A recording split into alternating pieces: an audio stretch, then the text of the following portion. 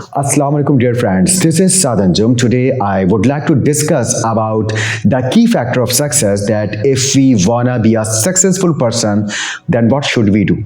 First of all, we must have clear vision, destination or goal. We must be focused and passionate. We must be a hard worker with positive attitude and positive thoughts. We must be consistent and we should get ourselves out of comfort zones, and more than all, we must never give up. For example, I tell you a story that a long time ago a young man named Irfan lived in a village. He was very happy with his family, but unfortunately his happiness could not last for long. He and his fellow villagers faced a severe drought. They desperately waited for rain, but with no luck. All the plains, yields, crops, and even trees dried up.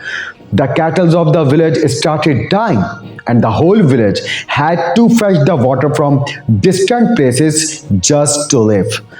As Irfan was a wise person, one night he gathered all the villagers and said to them that we heard from our grandparents that an underground river flows through our village. So why don't we dig and check it? All the villagers agreed, and from next day they started digging. But after some days, all the villagers gave up because they couldn't find any indication of water, but only Irfan was the one who kept on digging.